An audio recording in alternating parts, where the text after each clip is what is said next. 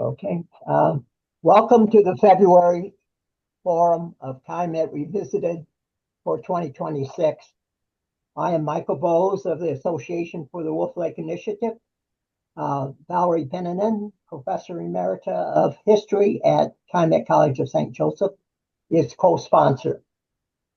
Before we introduce tonight's speakers, are there any announcements? Well, I have one. Two researchers will discuss their work in the Calumet region at an open house Saturday, February 28th at 10 a.m. at Indiana University Northwest. The gathering is hosted by the Northern Lake County Environmental Partnership and IUN. This evening's speaker is Dr. Larry McClellan, Emeritus Professor of Sociology and Community Studies at Governor State University and author of 3 books on the Underground Railroad. His talk will be followed by a Q&A session. Larry? Okay, I'll take it away. Well, it's good to be with you all this evening, and I recognize several faces, and good to see you again. And Mike and I were talking about it, and I have been doing this program about once a year for Calumet Revisited, almost every February for a number of years now. And it's always interesting for me to kind of figure out how do I, if you will, update or talk about some of the newer things that are happening. And so some of you that may have seen the program before, the introductory stuff is stuff you may remember or be familiar with, but I think there are things that are important to review. And then I want to share with you some things that really focus in on the work that we've been doing in Northwest Indiana. I have, in terms of my own activities, I've taken a step back from the tours and the intensive, a lot of the intensive work I've been doing in the Chicago region, so that I can really focus on my research. And so not out in the world as much as I used to be, but still digging into the research, and really pleased to see that in a number of places, some very interesting things are emerging, and I think maybe with some of you, we can continue to talk about how we could work together. I'd like to be able to put a little more energy into our work in Northwest Indiana. And I might share with you a really exciting development that here in Illinois, this past summer, the Illinois legislature passed legislation for the creation of the Illinois Freedom Trails Commission. And we're hoping that within a year or two, we're going to have in Illinois a body, a state agency that will be working specifically on the Underground Railroad. That has generated a tremendous amount of interest around the state. So that's very exciting.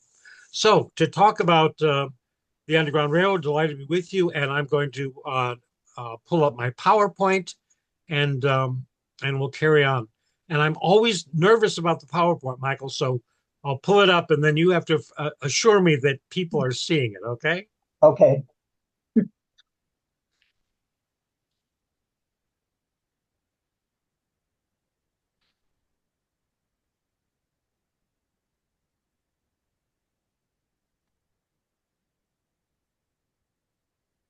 Okay. Do you have that? Yes. Okay. Terrific. Okay. Well, again, I'm delighted to be with you all and to both talk in kind of summary terms about the Underground Railroad in Illinois and Northwest Indiana, but also to give you some updates on some things that are happening. And of course, as we begin, remember that there are 2 great cycles of stories.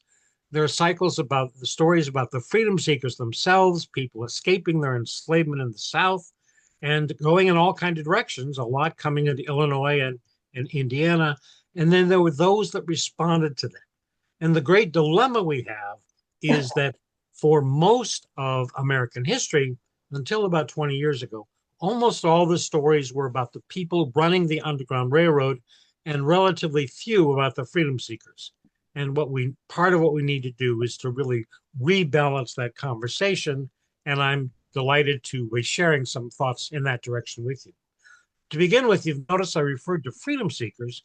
And of course, we're talking about the people in the 19th century referred to as fugitive slaves. And the horrendous federal legislation was the Fugitive Slave Act. But the use of that term is really a term out of property. A slave is a piece of property. Yes. And around the country, those of us that are involved in this have chosen to be talking to people about freedom seekers as freedom seekers to really understand their basic human intention. That is to be free human beings and not to see them in a property category, but see them as human beings. And of course, as these things developed, it's important to see that it was the journey of freedom seekers who were the protagonists. That's what got this all started. And the Underground Railroad really was a network of responding. The old narrative that is really inaccurate, I think, is that a bunch of benevolent abolitionists set up the Underground Railroad to assist the poor, struggling freedom seekers. And that's really not the case. The reality is that freedom seekers were on the road going in all kinds of directions, and people responded. And those responders, as they were in touch with each other, formed what came to be called the Underground Railroad. And of course, there was a very diverse group of people that were responding to freedom seekers.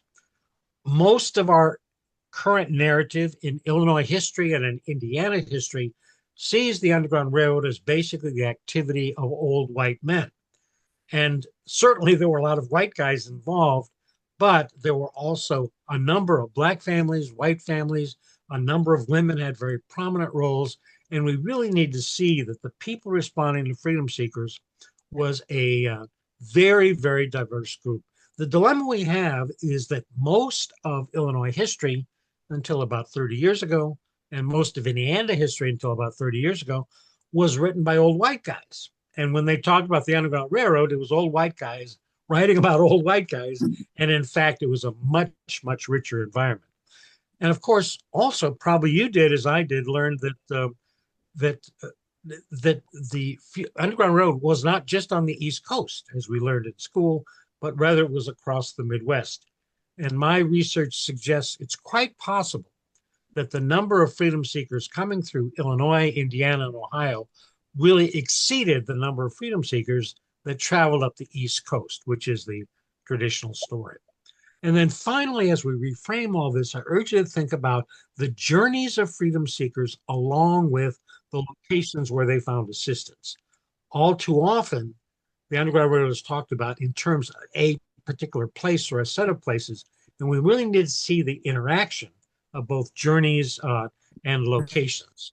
Now, as we begin, let us not forget the brutal reality of slavery, of people captured in Africa, the horrendous journey across the Atlantic, and then very difficult for us to understand people treated as property.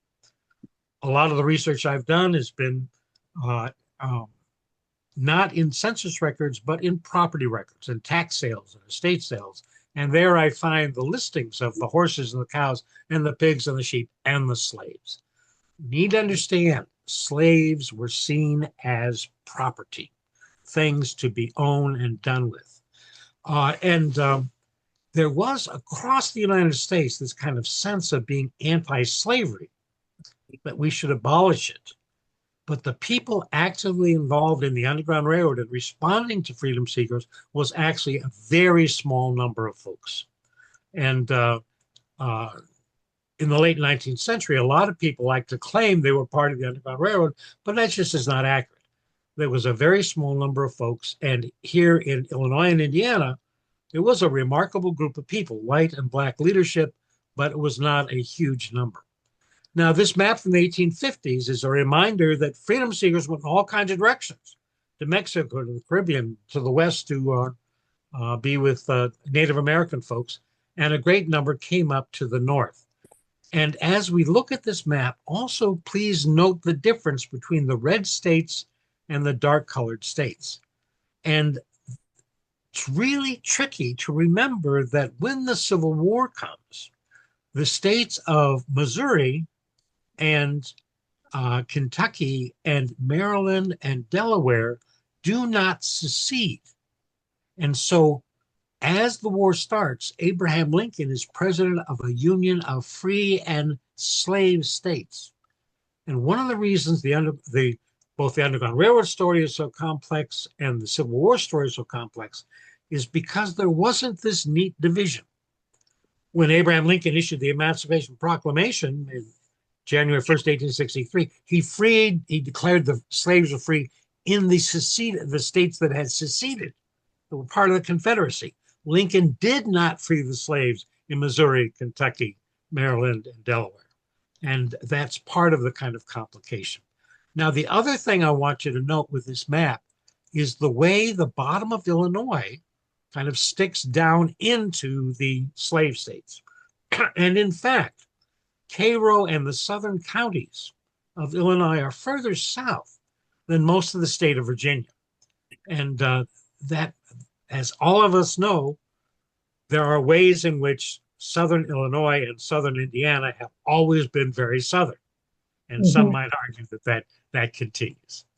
Okay, now, there were possibly, I really think it's around 6,000, but the numbers we use is that 4,500 to 7,000 freedom seekers came up the Mississippi River Valley coming into the Chicago region.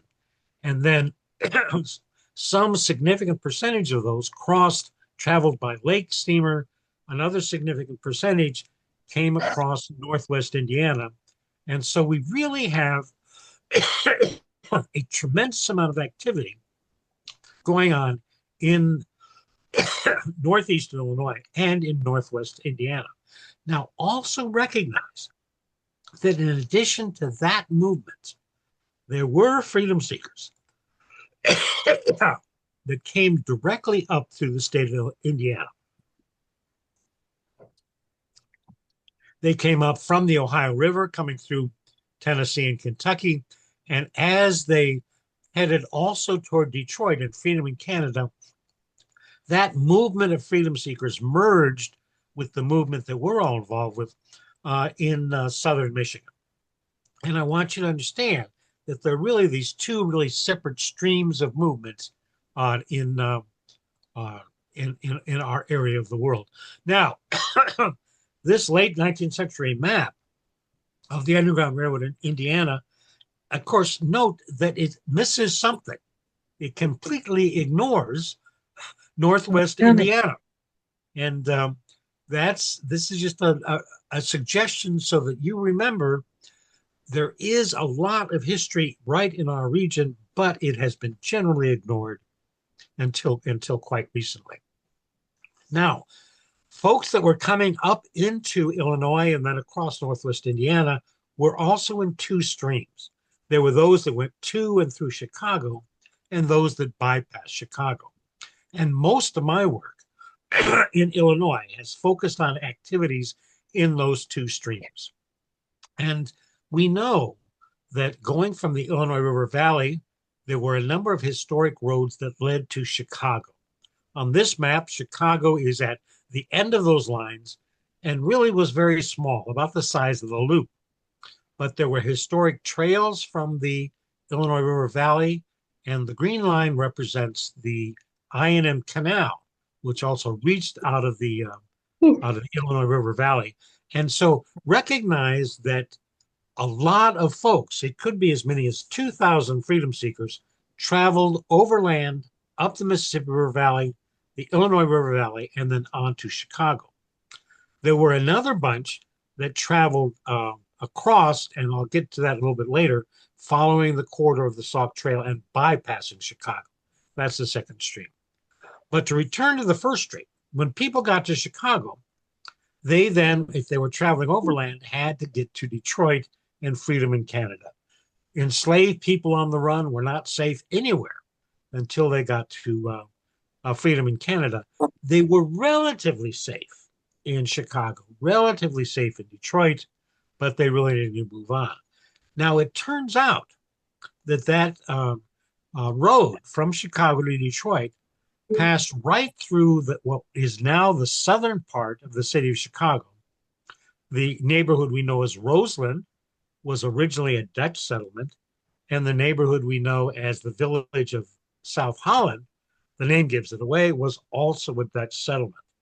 And so part of the early work that I did was trying to understand the activities, how these Dutch settlers were responding to people who were leaving Chicago on their way to freedom, and they passed through their towns. And I've focused particularly on the work of a family named Kuiper, Cornelius and Marcia Kuiper, and Jan and Angie Tunn, both who lived very close to this historic road on the way to Detroit. The Tunn farm was on the north bank of the Little Calumet River, uh, very close to the historic trail, and we've got good documentation that from time to time, freedom seekers found assistance from the Tunns. This is a picture of their original house and outbuildings. The house is on the right. Unfortunately, that is all gone, but we've been doing a lot of work to maintain the area. And the Tunn Farm has been designated as an official site on the National Underground Railroad Network to Freedom. This is a program that's been underway for 26 years by the National Park Service. And to date, over 700 places around the country have been identified as places where freedom seekers traveled and found assistance. The Tunn Farm has been designated as one of those sites. The historic Quinn Chapel in downtown Chicago is a site. And interestingly, although there are some very important places in Northwest Indiana, there is no Network to Freedom National Park Service designated site in Northwest Indiana. Now, so we've looked at a little bit this stream that went to and through Chicago, people coming up those historic trails to Chicago and then coming down around the bottom of the lake. There was that second stream that bypassed Chicago, and that followed mostly the corridor of the Sauk Trail from the Mississippi River to Detroit. On that trail in Will County, Illinois, is the Congregational Church and Cemetery in Crete, Illinois, and that is on the Network to Freedom. So, in your context, to understand, if we look, well, what I have on this map is the lower green line is the Sauk Trail. It crosses through Will County and Southern Cook County in Illinois, and then across the three counties of Northwest Indiana. The other historic trail, and these are both based on indigenous trails, was a trail that followed the lakefront, that used the beaches along the lake as a trail. Those were some of the initial ways that early white settlers came into Northwest Indiana and into Illinois. But quite soon, the federal government in 1825 decided that it was real important to connect Detroit and Chicago. And so mostly following the Sauk Trail from Detroit, they came across, and those of you that know the Bailey Homestead, it left the Sauk Trail, went past the Bailey Homestead, and then went along the beach on the way to Chicago. And we've got some very interesting documentation of this trail as a really significant way for folks to be moving across Northwest Indiana and into Illinois. In the early 1830s, that trail was changed so that it went up through Michigan City. And that was in part because Illinois, the state of Illinois, had built up the center of Illinois what they called the Michigan Road. It was intended to go from the Ohio River to Lake Michigan, and they then created Michigan City at the end of that road. And so the trail from Chicago to Detroit was moved up to Michigan City to follow that. However, there were other complications, and particularly along the coast, traveling on the beaches was very risky. Risky. Thank you for the word risky. And so the trail from Michigan City was moved inland, and it now is what we know as Route 12, coming across Northwest Indiana and then crossing into Illinois and going right past the Ton Farm. And so we have this kind of set of east-west trails that really were important for people coming into Northwest Indiana and Illinois, but then served as reverse trails as freedom seekers coming up to Illinois traveled eastward on these trails to get on to Canada. In that first stream, in Hammond, there's an interesting site at the location of Holman's Bridge, the Holman family. Of course, Holman Avenue is named for that. And then in Gary, there was an interesting place called the Gibson Tavern, which evidently was a stopping place for freedom seekers. There's a very interesting set of stories about a woman named Catherine Burns, Kitty Gibson, who was a Black woman who came to the Hammond-Gary area in the 1840s and lived there for many, many years. Also, following that trail near the lower end of Lake Michigan, we have got stories about people hiding in the dunes, connecting with Lake Coast steamers. There is the controversy around the Briggs Project, some of you may be familiar with, and we have documentation on help being found in Chrisman and Chesterton and Tremont. Also, there's some interesting traditions on the rail lines, particularly the Southern Michigan and the Michigan Central, that were involved with freedom seekers.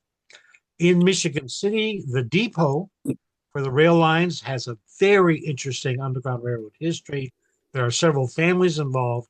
And then there's a great deal of work that needs to be done about the family of Diane and Mary Lowe, who settled in 1835 and were evidently, in some way or another, we don't know yet the details, deeply involved with the Underground Railroad.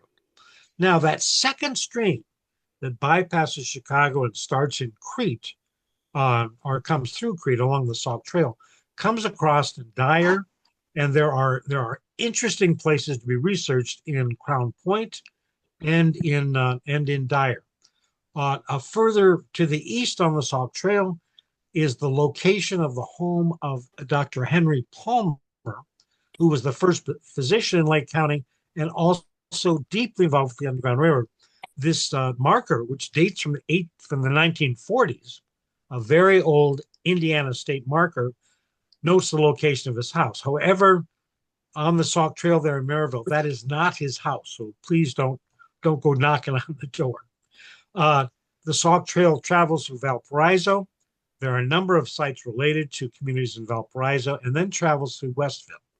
There's a remarkable set of stories about the Quaker community and Union Church, and stories about Charles Osborne, a remarkable man, really the father of American abolitionism, who ends up living and then passes away in Porter County in Westville. He's buried at this cemetery. And I'm really pleased that some very, very good work is being done in the last 2 years on telling Charles Osborne's story. So just to let you know a bit more about that, I was really delighted to participate with folks in Jackson Township in Porter County. And we did a big program in Chesterton, a bunch of people in Westville, really affirming the stories of Charles Osborne, this absolutely remarkable, world famous abolitionist who ends up living here in Northwest Indiana. And they've done very good, excuse me, they've done very good research and commemoration work, and they're now developing sites at the, really fixing up that cemetery, that old Quaker cemetery. And very, very good work. I have closed captioning on. Pardon? Okay, well, anyways, carry on. Then in addition, I'm really pleased that over the last year and a half, we've had several interns out of IU Northwest, or Purdue Northwest, and they have helped us get started in some various directions. We are working closely with the Calumet Heritage Partnership and with Calumet College, where we are doing this event. In addition, and I saw some of you on the screen, we have been developing connections and hope to follow through on connections and programs in places like Miller Beach and LaPorte, Westville, Dyer, Hammond, Ogden Dunes. And we have a unique relationship with folks in the South Bend and Southern Michigan areas. I'm also pleased to report that we are finally beginning to develop some beginnings of what a driving tour might look like coming through our region, visiting the journey, reflecting on the journeys of freedom seekers and visiting Underground Railroad site. So there's a lot of things that have been happening, and I'm pleased to report that to you. Now, just a reminder, every one of those red arrows represents a place where there's significant research that needs to be done. There are very interesting Underground Railroad stories to be explored, and always looking for help. And particularly now I'm backing away from other things. And I know some of you expressed interest in research, and do be back in touch with me. I'd love to talk with you about these things. So we have these two streams that come to and through Chicago and across Northwest Indiana, and bypassing Chicago and then through Northwest Indiana. And so what are we trying to put together? And I think some of you are very much aware that we are developing the Chicago to Detroit Freedom Trail that commemorates the journeys of freedom seekers and the networks of the Underground Railroad. And although folks from Northwest Indiana went straight up into Michigan, we've changed the Freedom Trail a bit so that we can include the remarkable stories in the South Bend area. And to get into the weeds on this a little bit, we've been working very hard to figure out what are the exact routes. The red line above is the route of the historic Chicago to Detroit Road, and the red line below focuses on the Sauk Trail. And so as they come across your part of the world, we see our building of the Chicago to Detroit Freedom Trail as really having significant activity across Northwest Indiana. We see it, the red line is what we believe are the original trails, and the blue check line is where we're thinking about putting the Chicago to Detroit Freedom Trail. Going through Gary up to Miller Beach, coming across through Ogden Dunes, passing Chesterton and other places, Beverly Shores. We've got some people done some interesting work, research along the dunes, and would love to see people do more work. We're doing some work with the Shirley Hines Land Trust and are always looking for interns and volunteers to help us. And then, of course, the historic trails went through Michigan City. The Blue Line Freedom Trail will be going through Michigan City, then coming down and joining the Sauk Trail route in LaPorte. So a lot of stuff is going on, and we're really excited with the activities that are happening. And there's research and stories that we need. And if some of you can be in touch with us, I'll do the best I can to respond. This is pretty much all volunteer stuff, and so it is really hard. But we really need to be looking more deeply at the specifics of freedom seekers across Northwest Indiana, looking at the places where they found assistance right here in Northwest Indiana, and really developing the work for the Chicago to Detroit Freedom Trail. And remember that, in fact, here in Northwest Indiana, there was a tremendous amount of activity. There were thousands of people that traveled on freedom trails on their way to freedom in Canada. Now, at the heart of all this, freedom seeker stories are journey stories. And I want to conclude, and then love to have us talk about some things. I want to conclude with telling two stories. Some of you are familiar with these, some of you will not be familiar. And the first story is about a remarkable young woman named Caroline Quarles, who, in fact, in her journey to freedom in Canada, she stayed overnight in Westville and followed the Sauk Trail corridor. Caroline was raised as an enslaved woman in a household in St. Louis, Missouri. Her father was her master's son, and her mother was a slave woman in the household. And as Caroline grew up, she grew up in this household, as an enslaved person with her cousins who were free people. And one of the things, as you'll note in that picture, let me just go back to that for a second, is she, because of her parentage, was very light skinned. She had freckles, blue eyes, long black hair, very pale skin, and she could easily pass as white, although she was um, uh, an enslaved person. So she ends up using that fact that she could pass. She goes to the docks when she's 16 years old, goes to the docks in St. Louis, buys a ticket on a riverboat heading north, and takes the river, Mississippi River, up to Galena, Illinois. The folks in St. Louis are really upset, and they immediately send slave catchers after her. And the bounty on finding her was $800. That in today's money is the equivalent of about $15,000. So Caroline was valuable property to be recovered, And Caroline was going because she was a person who wanted to be free. She ends up going by stagecoach to Milwaukee, spends several weeks in Milwaukee, and then the Milwaukee white abolitionists designate one of their number to escort her on to Detroit and freedom in Canada.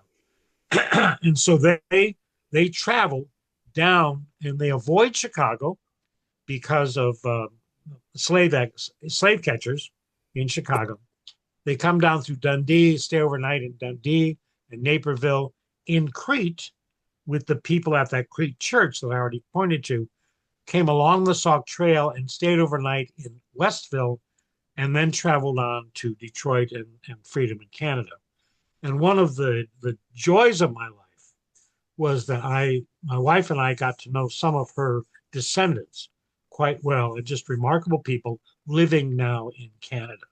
So she makes it to Canada. She marries a fellow who had been enslaved in Kentucky. They have 6 children, and their descendants are still there, sprinkled around Detroit and the Detroit region. And on the Canada side, just some remarkable places, remarkable stories. But can you imagine a woman 16 years old traveling essentially 1,200 miles? Now, the other person I wanted to point to was a remarkable fellow named Henry Stevenson, who really did everything, traveling by horseback, steamboat, canal boat, lake boats, walking, and so on, all in 1850. Henry Stevenson was enslaved on a farm in the middle of Missouri. And on the adjoining farm, 2 folks, enslaved people called Anthony and Martha, who were married. Anthony and Martha decided to run for their freedom. And so they took off. And their slave owner hired a guy named Uriah Hitch, a slave catcher. I think that's a great name for a slave catcher, Uriah Hitch. And then he went to the neighboring farm where Henry was enslaved and talked to Henry's owner and said, Henry's a very bright guy. Could he come with us? And so his owner said, okay.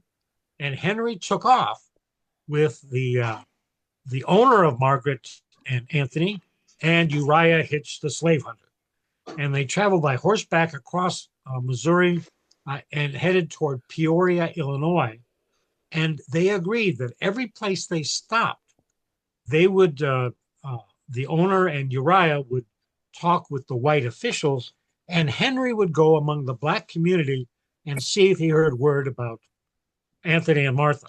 So they get to Peoria, they go and talk to the sheriff, and Henry goes and talks to the black folks living in Peoria, and he comes back and he says, yes, Anthony and Martha were here, but they're headed for Chicago. And so the trio end up traveling up the Illinois River, and then when they get up to Peru LaSalle, they get on the Iron Canal, and they travel up the canal into Chicago. And every time they stop, the owner and Uriah Hitch would get out, talk to the white officials, and Henry would go. And every place they stopped, Henry would say, yes, Martha and Anthony have been here, but they are on their way to they're on the way to Canada.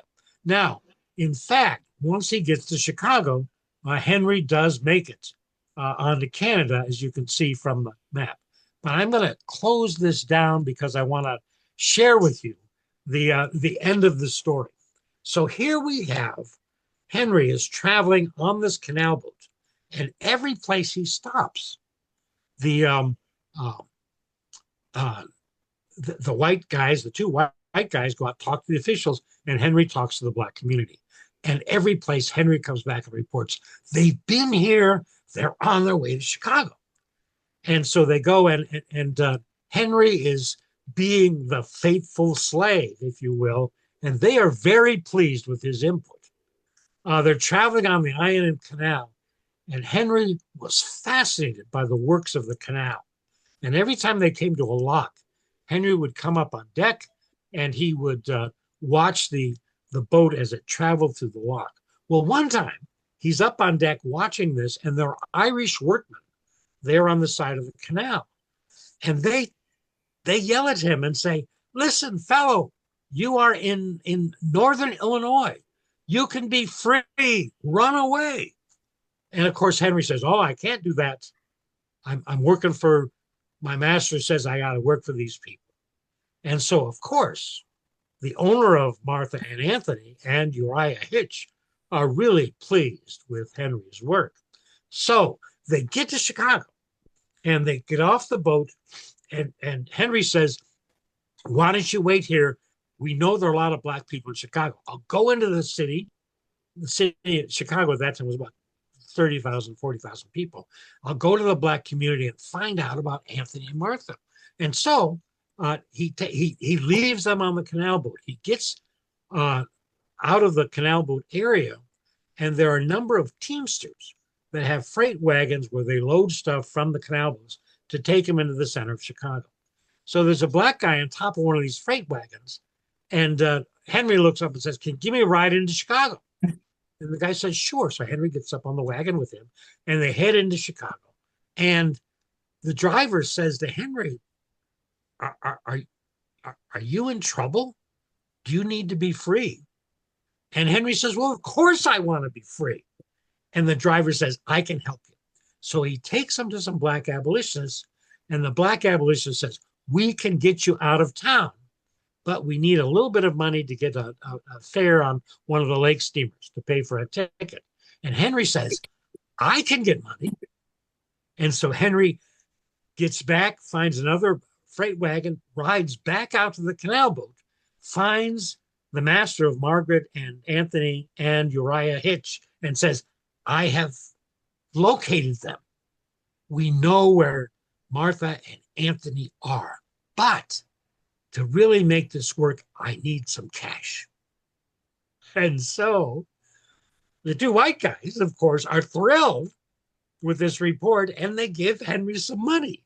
And of course, we know what he's going to use the money for. So he gets back on a freight wagon, goes back, meets up again with the black abolitionists. They put him on a lake steamer that travels along the southern coast of Lake Michigan. It was called the Sam Ward, and it made stops in the Dunes and Michigan City and New Buffalo. And so Henry rides on this lake steamer to New Buffalo, and by that time, the Michigan Central had already extended their rail line out to New Buffalo. So Henry gets on the train, makes it to Detroit, finds the black abolitionists, and gets to freedom in Canada. Now, I think that's a remarkable story of this bright guy, Henry Stevenson, really totally outwitting these people that he was traveling with. And we have dozens and dozens of stories like that. And so what I would like to share with you, again, is an invitation to either follow up on this. You could buy my book. I've got a couple books about all of this. And if some of you wanted to kind of dig into the research, get to me, and Mike can make sure that you get my email address and so on. But wanted to share with you in a kind of summary way, a way of how do you understand the journeys of freedom seekers and the work of the Underground Railroad in Illinois and across Northwest Indiana. How do you see some of the activities, see some of the destinations, and hopefully see some of the things where we need to continue working on. And so hopefully that's given you a taste of what this is all about. And I think, Michael, you said you would field some questions if people have questions. Yes, questions.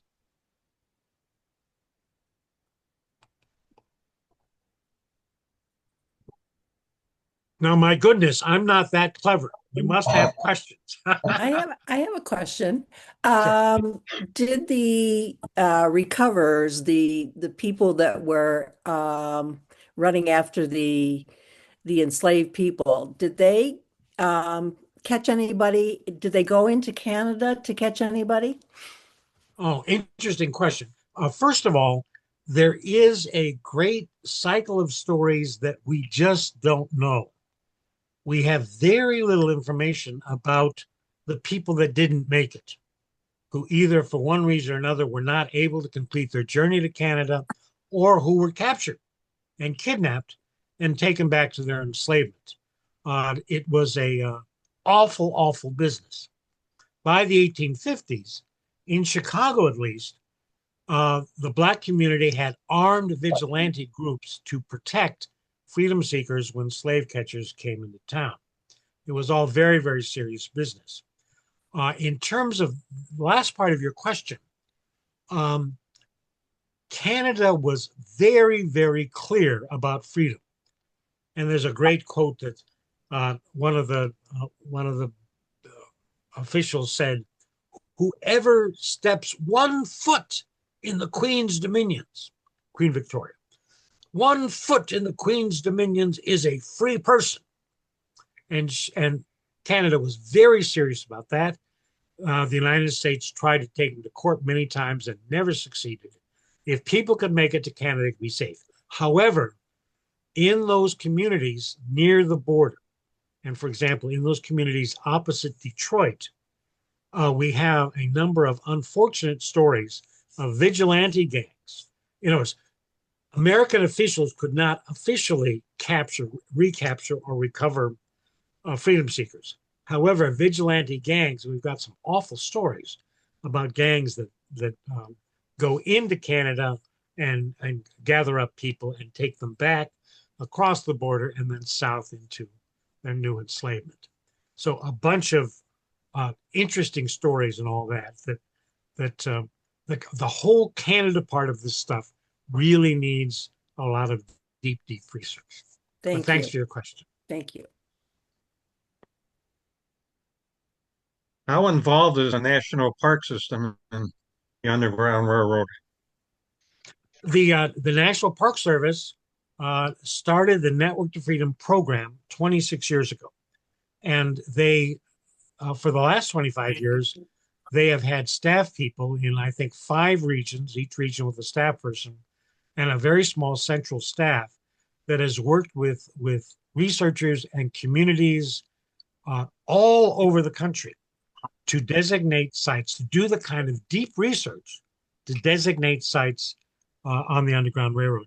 I've been involved personally in 6 of those site research projects. And let me tell you, they are very demanding. You really have to know your stuff and have very good documentation to be on the Network to Freedom list.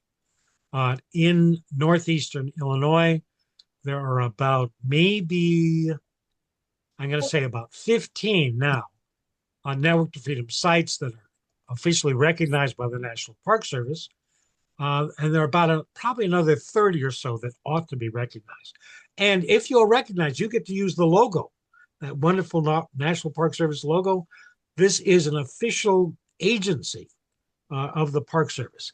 They maintain a very extensive online website, and it's really fascinating to look at their maps and to see where all these sites were located. Unfortunately, today, the Network to Freedom, like many other parts of the National Park Service, is in very, very serious strain due to the current administration. I believe it was May a very serious attempt was made to scrub clean the Network to Freedom site. And for a few days, the Underground Railroad was depicted as a wonderful opportunity for Black people and white people to work together. That was it. Nothing about enslavement, nothing about the terrors or anything. Fortunately, a good deal of dust was raised around the country, and we were able to see that returned to its original, what we see as, an accurate way of talking about Freedom Seekers and Underground Railroad. They are absolutely terrific staff, and although limited, they still are doing wonderful work in support of communities all over the country who are trying to understand their own history. So hooray for the National Park Service. I have a question. Um, so I'm actually looking at the Network to Freedom website map, Yep. and I don't see anything for, and I'm sorry if you talked about this already, but I don't see anything for Northwestern Indiana. Is Haha, you're right. is that mostly kind of like oral history? I'm just curious about like if there's any way that one could kind of like find out where are there stories about Northwest Indiana being a part of the Underground Railroad? The well, a good deal of my research has focused on this, and a lot of my work these days is focused on uncovering and telling these stories. Uh, I published a book, the Underground Railroad South of Chicago, several years ago, and it has an entire chapter which was a summary of what we know about the Underground Railroad in Northwest Indiana. And this is a guesstimate, I really think there are at least a dozen sites that ought to be on the Network to Freedom, but they are not. And remember that map that I showed of research in Indiana? And this may be unkind, but also you all will understand this. Research on the Underground Railroad in Indiana has been focused out of Indianapolis. And it appears pretty clearly that people in Indianapolis are not quite sure what to do with Northwest Indiana. And I think that our research is a reflection of that. That I had several arguments with state officials in Indianapolis who tried to tell me that there was no movement of freedom seekers, no Underground Railroad activity in Northwest Indiana. And I had to, as strongly as I could, refute that. We are doing this work. I think there are a lot of places that could be, and it is absolutely right on for you to notice that part of the map is empty. And hopefully but doing one of these applications is a lot of work. But those of you that are with us, if some folks would like to get together, we would be delighted to have your help. We've got a good start, but we need people to really, and every site, it is a research project, but we'd be delighted to have people, and any way we can help them, we will do so. So Danielle, sign up and help us, okay? Thank you. Yeah. Larry? Yep. Have you run across any new information on the Green Tavern in Porter County? When we did I did a program with the folks in Porter County on Charles Osborne, and we did some deep dive into that. The folks that I was talking with who were at my presentation indicated that they had found some additional material about Green's Tavern. I have not pursued that at all, but I think that's one of those things that we have a couple references to Green's Tavern as a stop, and I think that there is a real set of research that could be done that has not been done. And I think those folks in Chesterton maybe they've uncovered something else, but I'm not sure who said that. But if you want to dig into Green's Tavern, talk to me. Send me an email.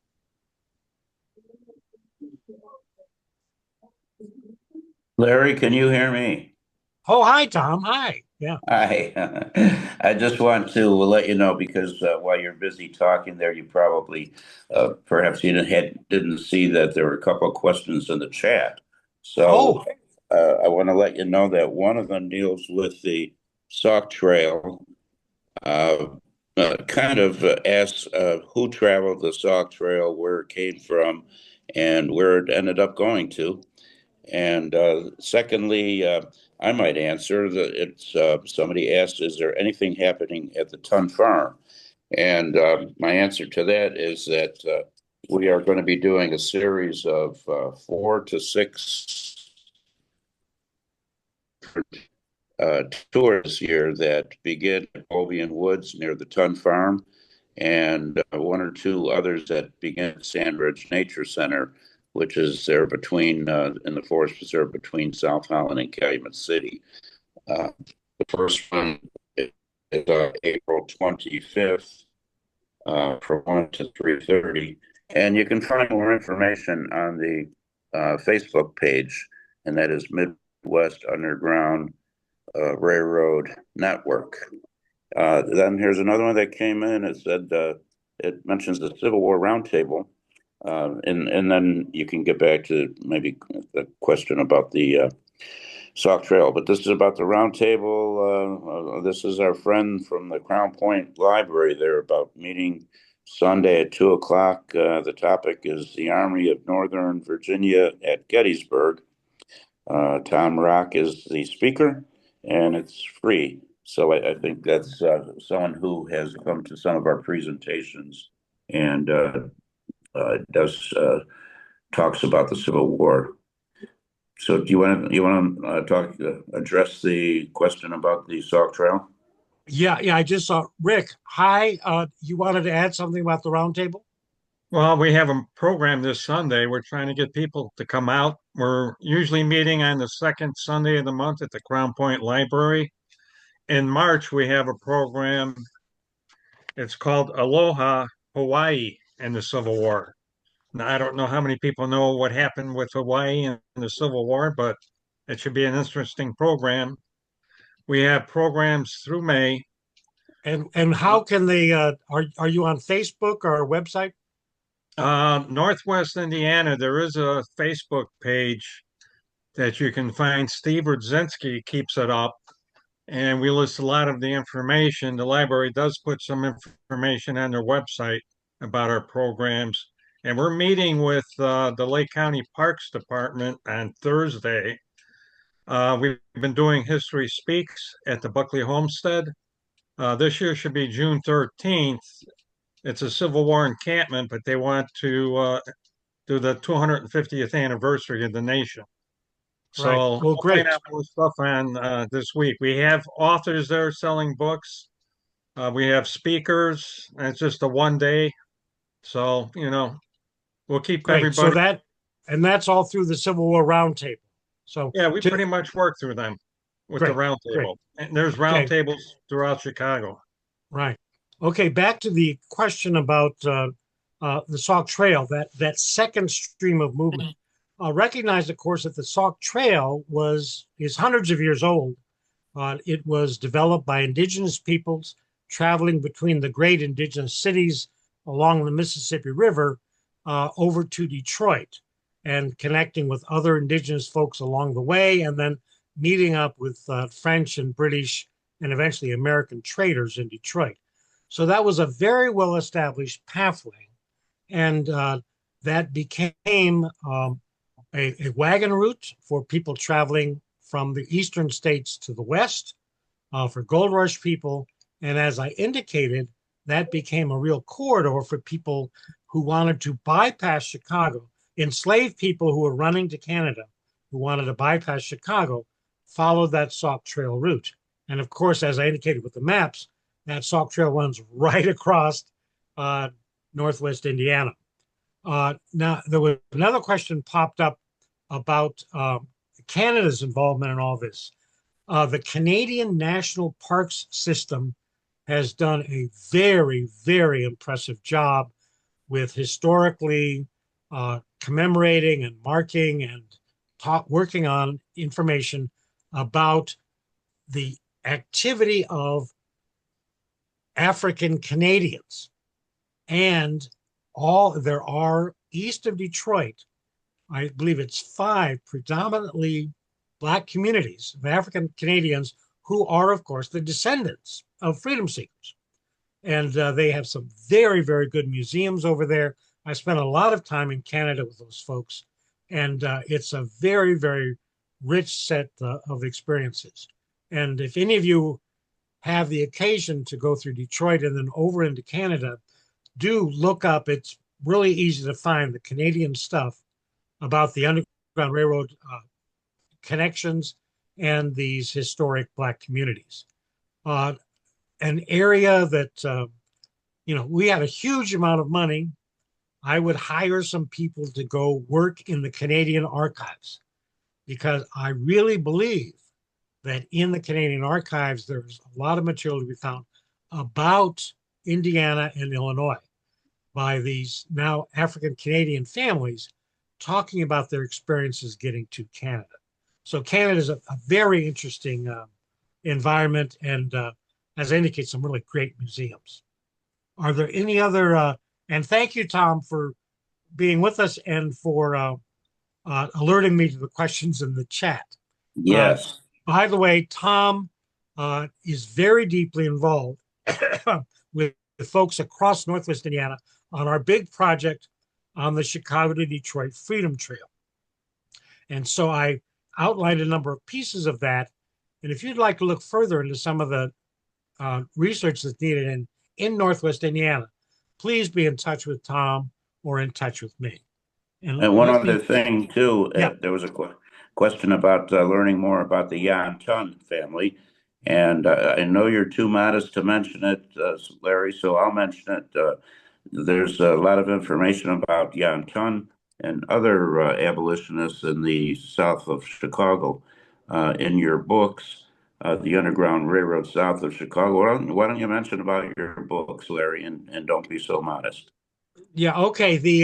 As I'd indicated somewhat earlier, there is a lot of detailed information about the Tun family and the Dutch immigrants that were involved.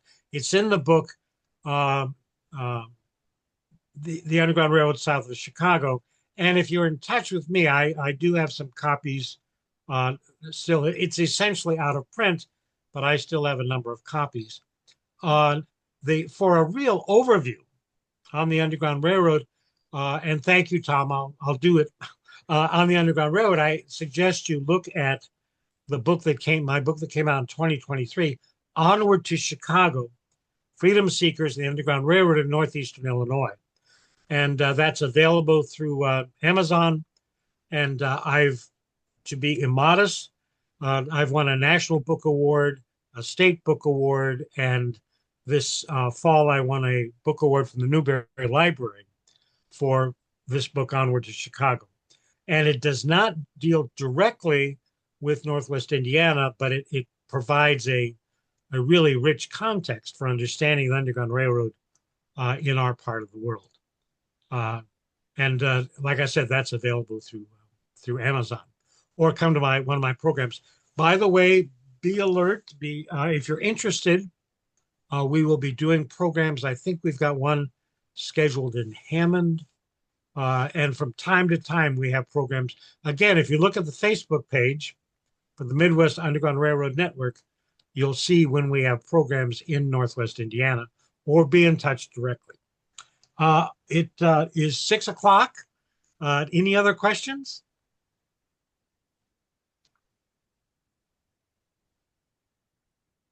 Well, it says, could we find Onward to Chicago at nearby stores outside of Amazon? Well, actually, much to my surprise and delight, I was at the Barnes and Noble on Indianapolis Boulevard in what would that be, Sherrville? Sherrville, yeah. And they have that book. They have the book Onward to Chicago, and the last time I was there, they had a couple copies, and of course they could order it for you. So through Barnes and Noble or online. Can you hear Okay. me? No. Yes. Who's talking? Bruce Johnson.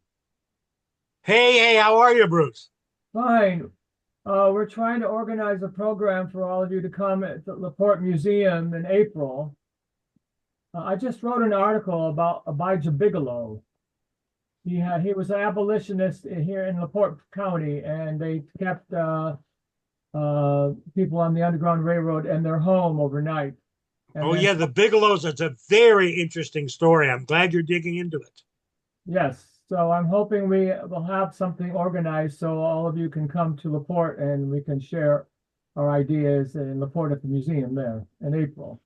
Well, that's terrific. We would be delighted to collaborate with you. And it's been a while since we've had a gathering with folks in LaPorte, and maybe if you could be in touch with me, maybe we could see what we could do to help recruit some people for that gathering. But be delighted to be with you in April if we can figure it out. But also really excited to hear you work on the Bigelows. What I found about them was really fascinated by their work and their connection to some other families. So that's great. So everyone be on the lookout for activity at LaPorte, at the LaPorte County Museum.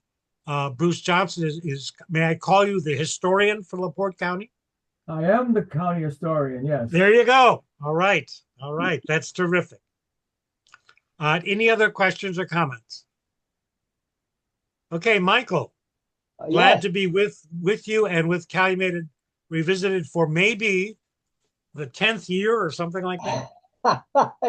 It's a long time. Yeah. Let's just put it at that. We don't have to count. Because if we have to count, then we're getting pretty old. And There you go. I want to stay away from that. So thank you very much for coming, Larry. Valerie and I would like to thank you for your talk. And I'll I'll see others next month when the speakers for Calumet Revisited will be environmental researchers in the Calumet region. So thanks everybody for coming, and we'll see you next month. Okay, glad to be with you all. Thank you for coming. Thank you. And Thank you. Michael, thank you for doing this. Okay. I enjoy it, so I'm trying to. That's great. Okay, take care, everybody. And Yep. I Thank guess you, we can Larry. still say Happy New Year. Okay. Bye-bye. Uh,